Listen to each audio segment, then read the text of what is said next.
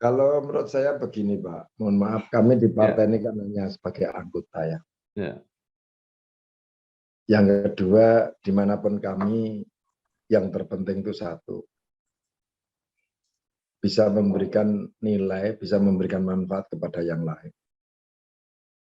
Dan sebagai istilah kalau di PDI Perjuangan ini kan sebagai petugas. ya, Nah, petugas ini kan harus siap ditugaskan dimanapun, kapanpun. ya, Dan bagi saya, dimanapun, kapanpun itu soal tempat tidak ada persoalan buat saya ya, sepanjang bisa memberikan manfaat kepada yang lain. ya, Tapi bahwa di politik ini karena semuanya ini sangat amat ya, luar biasa untuk membangun kekuatan bisnis kita. ya, Bukan karena ingin meraih duit dari negara, tidak. ya, Informasi dari negara ini sudah kita kantongi dulu. ya, Kebetulan saya punya sebuah lembaga keuangan yang namanya BPR Agung Sejahtera.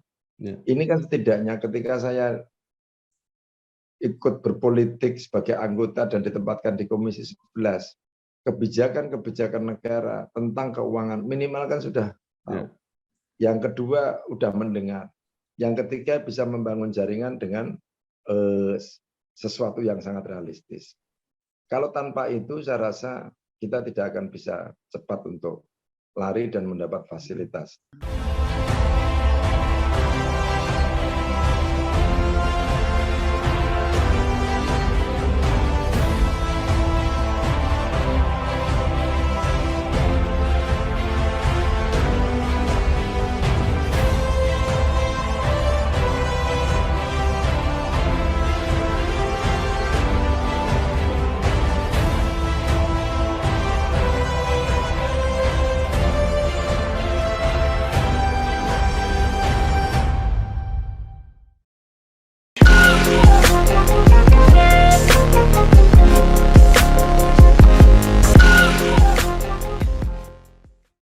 Assalamualaikum warahmatullahi wabarakatuh. Bersama saya Bambang Sadono di kanal Inspirasi untuk Bangsa. Mudah-mudahan kanal ini selalu bisa memberi inspirasi, motivasi, dan edukasi. Kami sedang mempersiapkan beberapa wawancara dengan Bapak Dr. Haji Mustafa SEMM untuk mengabadikan kenang-kenangannya ketika bertugas baik di bidang swasta maupun di bidang pemerintahan, di DPRD, di Bupati, maupun jadi anggota DPR RI. Saat ini saya sudah sampai ke episode yang membahas tahapan-tahapan kegiatan Pak Haji Mustafa. Mungkin Bapak bisa ceritakan saat ini menjadi anggota DPR RI, apa yang paling Pak, yang paling mengesankan untuk Bapak atau yang paling bermakna dalam posisi sebagai anggota DPR RI ini, Pak. Monggo, Pak. Baik, ya terima kasih Pak Bambang. Bahwa pada saat ini saya sebagai anggota DPR RI tentu ada sesuatu hal yang paling bermakna bagi kami adalah ketika kita bisa membangun dan membantu pada sesama. Artinya apa? Bahwa hidup kita ini keberhasilan itu bukan berarti untuk diri kita dan keluarga, tapi bagaimana membagi keberhasilan ini kepada orang lain. Salah satu contoh misalkan ketika kita bekerja sama dengan lembaga maupun dengan kementerian yang sebenarnya bisa membantu. Contoh yang paling konkret yaitu ketika melihat bagaimana Tanjung Mas yang selama ini belum pernah bisa ekspor ke beberapa negara tentang argo bisnisnya. Nah, inilah komoditas tertentu ketika kita datang ke kanwil bea cukai, ada beberapa yang dipertanyakan dan hambatan-hambatan. Alhamdulillah ketika setelah itu kami komunikasi dengan Bu Menteri Keuangan, Pak Dirjen Bea Cukai, waktu itu Pak Heru yang sekarang sudah jadi Sekjen di Menteri Keuangan, dalam waktu yang sangat relatif singkat, maka dengan kami membuat surat langsung kepada Bu Menteri, dalam waktu tidak ada seminggu langsung dijawab dan bisa mendapat kesempatan untuk ekspor di 8 negara. Nah, inilah salah satu kebahagiaan saya bahwa bagaimana Tanjung Mas yang selama ini pelabuhan orang Jawa Tengah belum bisa ekspor, akhirnya bisa ekspor itu. Ini salah satu upaya. Yang kedua, kepada masyarakat yang di kalangan bawah, banyak hal yang kita lakukan. Bagaimana memberdayakan ekonomi kerakyatan melalui ekosistem yang baik. Contoh yang paling konkret misalkan sekarang ini yang sedang kita tata adalah untuk kelompok tani ikan misalkan. Kelompok tani ikan patin. Nah, ini saya bekerja sama dengan konsultan dari Jakarta dan dari Jogja yang selama ini sudah berhasil untuk melakukan itu sebagai optakernya. Ini masyarakat kita berikan fasilitas dengan dana bantuan dari Bank Indonesia dalam rangka untuk pemberdayaan ekonomi kerakyatan ini secara konkret. Maka dengan kita buat biovlog di beberapa tempat, yang contoh yang sudah kami lakukan adalah di tempat kami sendiri, di rumah saya yang ada di Kudus, ini sudah mulai berhasil. Nah, inilah yang akan kita selalu terus monitoring, bahwa ketika kita bisa membantu meningkatkan ekonomi kerakyatan secara utuh, bahwa masyarakat ini dengan pekerjaan yang tidak terlalu menyita waktu, hanya memberikan makan ikan di saat jam 10 pagi, jam 4 sore, mereka bisa nantinya akan mendapat penghasilan rata-rata 1 bulan itu 1 juta. Hitungan saya kalau ikan ini panen 6 bulan, berarti bisa mendapat 6 juta. Artinya kalau bisa untuk membiayai sekolah anak-anak mereka. Ini salah satu contoh yang kami lakukan secara konkret, Pak. Ya. Dan terakhir kemarin, ketika bersama Otoritas Jasa Keuangan dan Bank Indonesia, kebetulan saya dijulukin sebagai lurahnya pasar di Jawa Tengah. Ya. Persoalan-persoalan pandemi COVID kemarin itu, bahwa bagaimana pandemi jadi endemi yang menjadi kesempatan. Bahwa kesulitan para pedagang yang ada di pasar di seluruh Jawa Tengah itu ketika COVID ini kan tidak bisa ngangsur utangnya. Yang kedua juga mereka seliknya kan juga jelek, Pak. Nah, ini saya minta OJK dan Bank Indonesia itu untuk melihat faktanya. Maka pertemuan itu saya minta dilaksanakan pertemuan di Pasar Johar, Pak, bukan di hotel. Nah, disitulah beberapa hal masukan dari kawan-kawan kami APPSI yang kebetulan diketuai oleh Pak Haji Swanto di Jawa Tengah itu, ini kita sinkronkan. Kita sedang bahas ini bagaimana bank ketika yang mengalami kesulitan dan saat itu belum bisa mengangsur dan belum bisa untuk memberikan kontribusi kepada bank tanggungannya itu, jangan sampai seliknya jelek. Nah, inilah upaya kami yang akan dilakukan dan akan direalisasi oleh Pak Aman selaku KR3 di OJK Jateng DIY. Dan Bank Indonesia mengamini, Bank Indonesia dengan sistem QR atau sistem kris yang akan dilakukan itu, tentu saya berharap bahwa sistem pembayaran itu juga penting. Dan berikutnya adalah bagaimana sistem pemasaran, ini juga saya minta dengan kesediaan daripada OJK telah membuat UMKM bangkit, maka sudah disiapkan untuk pola semacam Bukalapak maupun seperti di media-media lain untuk sistem penjualan secara online. Ini salah satu kebahagiaan saya selama di DPR RI sampai hari ini bisa melakukan dan bisa membantu secara konkret kepada masyarakat maupun organisasi yang ada, khususnya di sektor UMKM.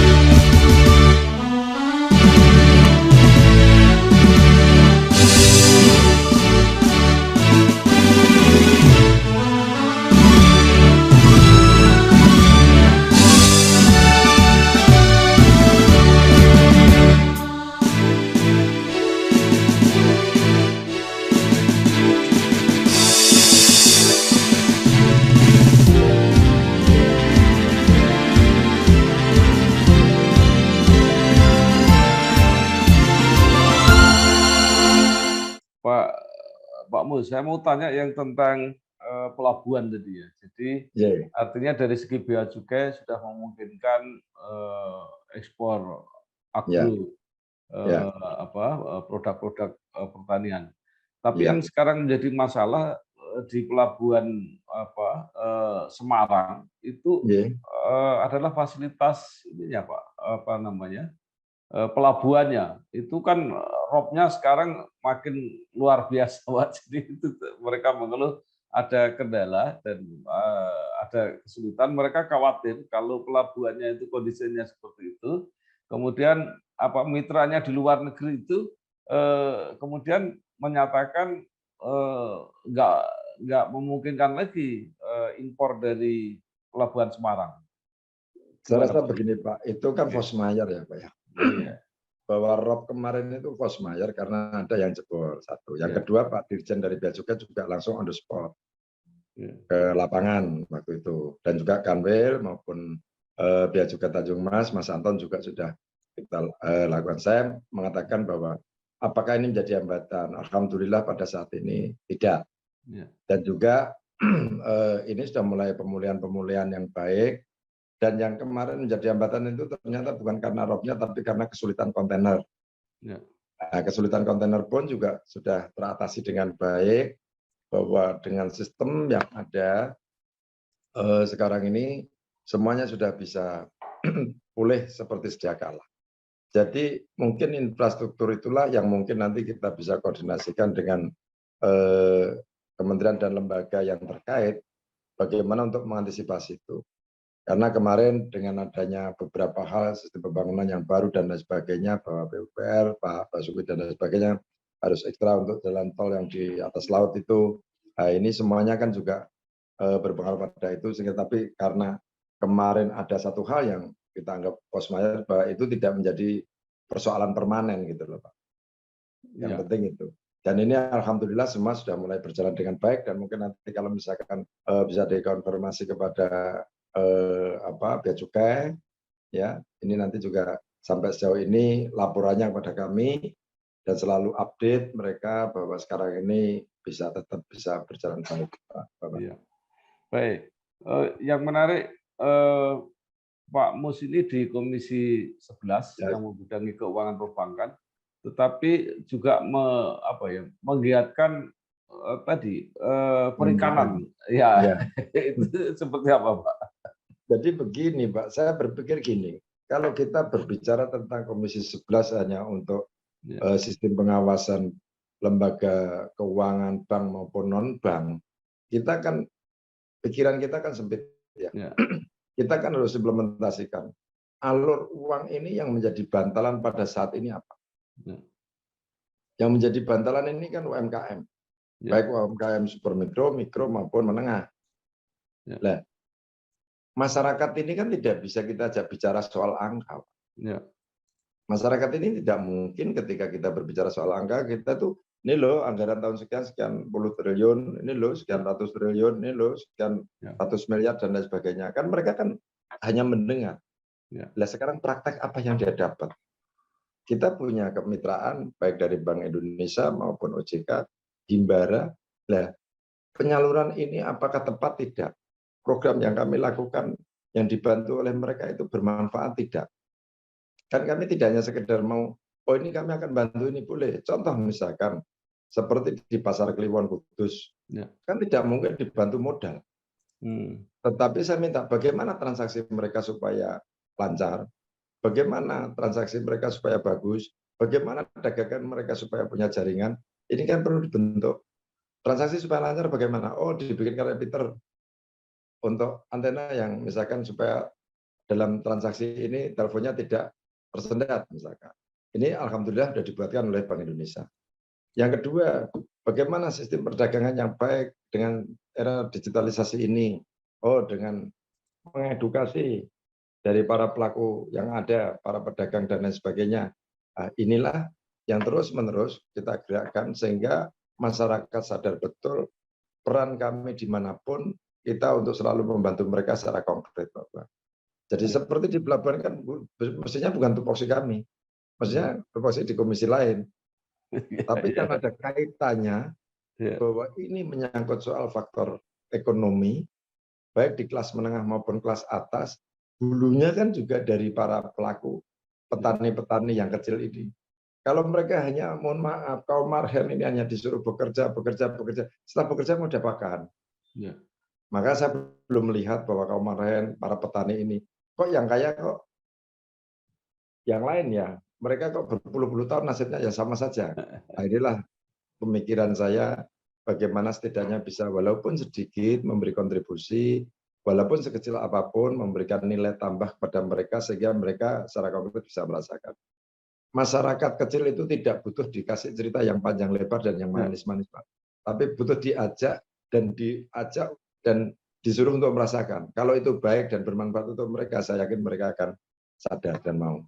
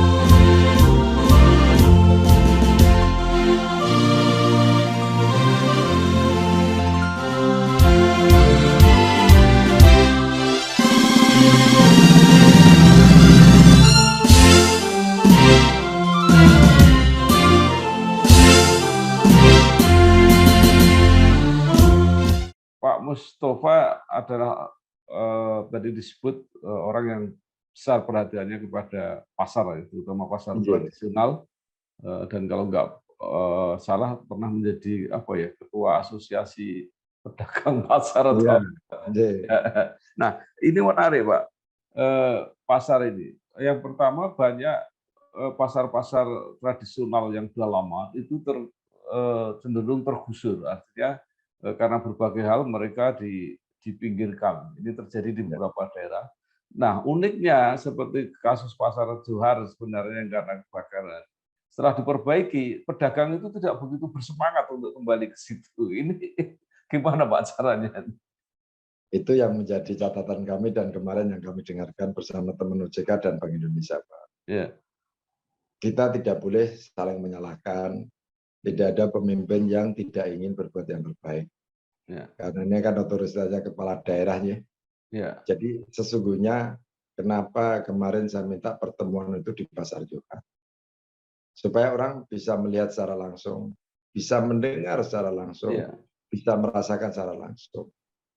Persoalan yang dihadapi apa? Satu, bahwa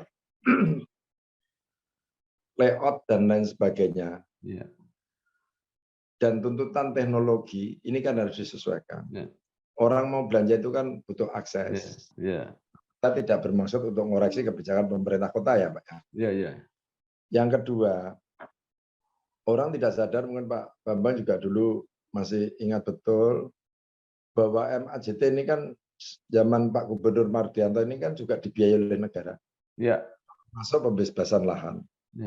Karena saat terbakar itu digeser di MAJT untuk sementara waktu. Setelah Pak Wali Kota untuk menyempurnakan yang diresmikan oleh Pak Presiden waktu itu, ini kan sudah menjadi bagus tampak dari luar nih. Nah, tapi ketika kami ngobrol di sana, apa sih kok menjadi tidak menarik ini? Satu, menjadi dua persaingan, Pak. Yang di MAJT tidak ditutup setelah Pasar Johar jadi, karena sudah menjadi retribusi daripada MAJT yang akan dikelolanya oleh yayasan. Yang kedua, pedagang sudah terlanjur mapan di sana. Dan yang ketiga, akses di Pasar Johar sulit untuk masuk. Betul. Dan termasuk kios yang dulu dia besar menjadi kecil. Kan indah tamannya semua itu, Pak. Tapi kan kami tidak boleh mengoreksi seperti itu. Ya. Nah, saya bandingkan ketika saya bangun pasar Kliwon, kenapa tidak ada gejolak dan sepakat langsung geser. Kami melibatkan end user-nya ini kan pedagang. Ya.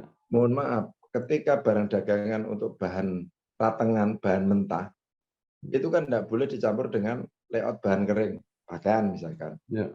Tempat ikan kan tidak boleh ditaruh di dekat tempat makanan misalkan, Ya. karena Ya. bau. Nah ini kan penting, Pak. Nah itu Ya. yang saya kemarin keliling-keliling muter di Johar itu, yang terjadi itu dan terlalu sempit, mereka hanya dapat berapa meter dan lain sebagainya. Ya mudah-mudahan saja nanti karena itu juga masih ada satu yang sebagian masih di MAJT, yang satu ada di Johar. Nah, kalaulah dibuatkan lagi pun sepanjang yang grosir dan lain sebagainya, itu kalau tidak ada kesepakatan, kita berpikirnya kan muaranya harus kembali kepada rakyat. Ya.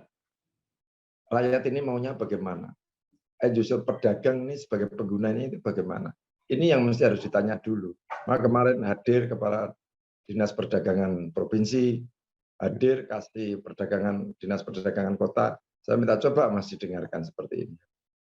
Saya bukan apa, saya memfasilitasi loh untuk urusan seliknya dia supaya baik. Bagaimana Pak Aman selaku Ketua Komisioner OJK, Ketua OJK di Regional 3 ini bisa menjembatani ini. Pada prinsipnya tidak ada masalah untuk menghapus slik itu dengan catatan bahwa satu pesan saya, moral hasrat. Jangan sampai dia sebenarnya itu orangnya nakal, karena utang tidak mau bayar, dihapus. Tetapi kalau mereka memang betul-betul jatuh karena tidak berdaya dan tidak ada kemampuan untuk membayar, komunikasikan dengan bank pemberi kredit. Atau dengan cara lain untuk direstro, diperpanjang lagi. Karena situasinya masih baru, ibaratnya orang tidur itu baru bangun, belum jalan kan begitu Pak. Nah ini sudah disepakati antara Bank Indonesia dengan OJK. Nah inilah harapan saya Pak Bambang, mudah-mudahan dengan pertemuan kemarin di Pasar Johar itu memberikan keringanan, dan itu seluruh anggota pedagang pasar seluruh Jawa Tengah Pak, dari Cilacap hadir, dari Blora hadir, dari Brebes hadir, dari Tegal hadir. Ini semuanya hadir. Nah, ini kita konsolidasikan sehingga mereka betul-betul saja ini. Memang tidak seperti biasanya saya sebagai anggota DPR, terus kita berbicara hanya di tempat yang dingin, ya bilang. Di tempat yang nyaman. Lah inilah kenyataannya. Sehingga kita harus melihat dan merasakannya sesungguhnya. Ya, baik Pak. Ini masih soal pasar ya. Jadi memang soal pasar itu menurut saya ada dua. Ada seperti Johar sebenarnya sudah tracknya benar, tapi ada masalah mengenai teknis, yaitu bahwa pedagang kembali ke situ dan karena tangani oleh negara, dia tidak harus berhubungan dengan investor yang sewa, membayar dan sebagainya, itu jadi masalah. Ya, itu satu soal. Tapi ada teknis. Tapi di tempat lain ada yang masalah Pak, karena pasar tradisional itu dipindahkan, tetapi tempat itu dipakai yang baru. Jadi untuk invest yang baru itu seperti apa kalau seperti itu? Kalau itu tinggal moral hasrat daripada masing-masing pengelola ya Pak ya. Jadi mestinya kan terjadwal. Saya yakin Pak Wali juga udah bagus. Artinya kalau dulu punya tempat di depan ya harus kembalikan ke depan. Yang di tengah ya harus dikembalikan di tengah. Yang di belakang juga harus dikembalikan di belakang. Artinya jangan sampai, ya inilah perlu kita selalu hadir di tengah-tengah mereka itu kan harus mendengar, melihat, dan merasakan. Jadi sebenarnya hal semacam itu rupa-rupa di sana-sini sama, tetapi tergantung bagaimana ikhtiarnya masing-masing. Kalau menurut saya itu Pak. Jadi itu soal teknis yang sebenarnya selesai di tingkat kepala seksi yang eselon 4 lah ya. Yang mesti harus mereka jangan sampai tempat yang strategis, yang dulunya dia punya tempat strategis, akhirnya dikasih tempat yang tidak strategis. Ini kan juga marah juga mereka. Tapi mau tidak mau, kalau itu sudah menjadi keputusan pemerintah kan mereka juga, rakyat ini tidak bisa ngomong apa-apa kan gitu. Maka secara pribadi, saya juga karena sudah matur Pak Bambang, saya ini juga anaknya Bakul, saya merasakan suka duka dan pahit getirnya seorang anak Bakul ini, ya kita harus merasakan itu.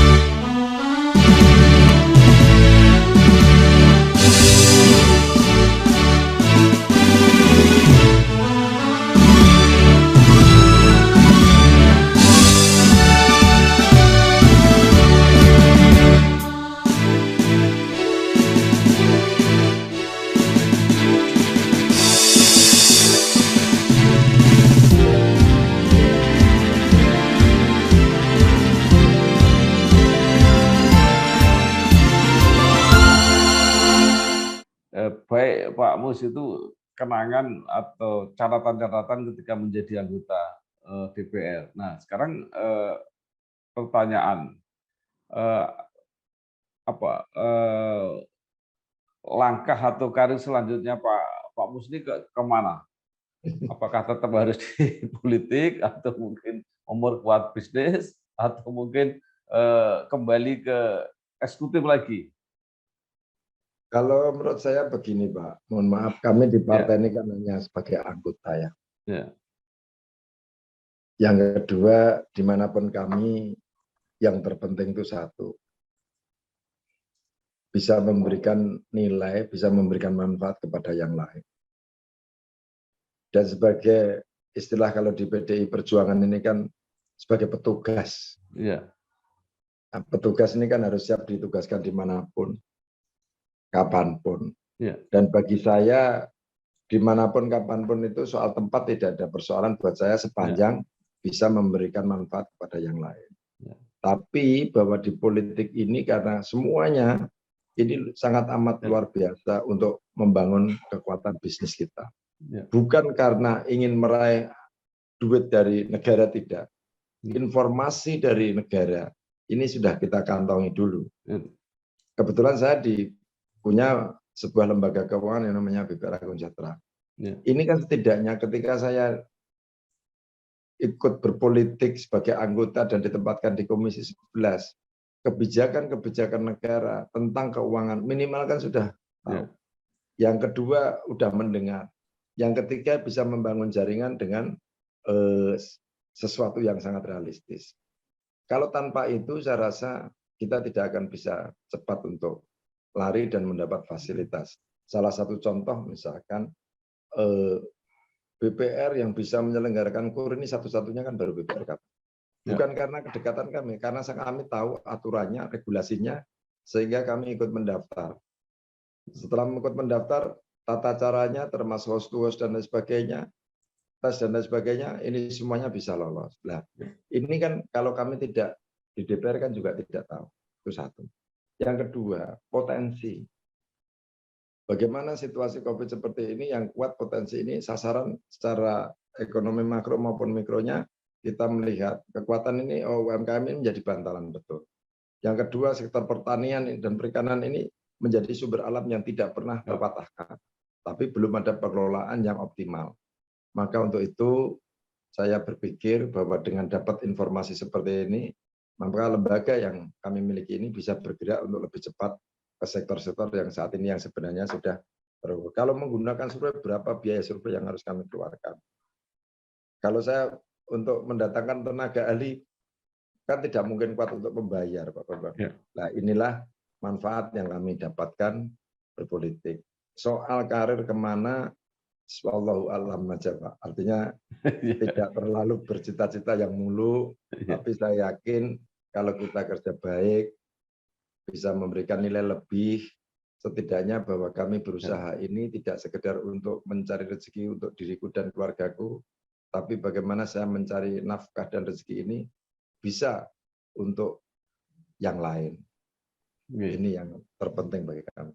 Ya, baik Pak Mus. Saya wawancara dengan beberapa tokoh ya, terutama di Kudus, juga yang lain.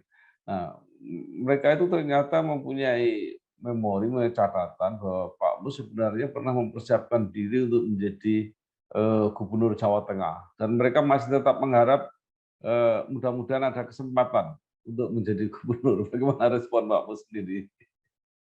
Ya itu tadi Pak, namanya petugas. Doa kita terima karena doa yang baik. Tetapi kembali lagi petugas ini kan tidak boleh minta. Tidak boleh minta dan termasuk nasib garis tangan ini. Jangan sampai kami punya ambisi yang terlalu kencang, terlalu besar, tetapi tidak mengukur pada kemampuan kita untuk ingin menjadi pemimpin ini kan harus melihat satu, sadar akan kapasitas. Yang kedua, kapabilitas. Bagaimana kapasitas diri pribadi ini? Bagaimana kapabilitas diri saya ini?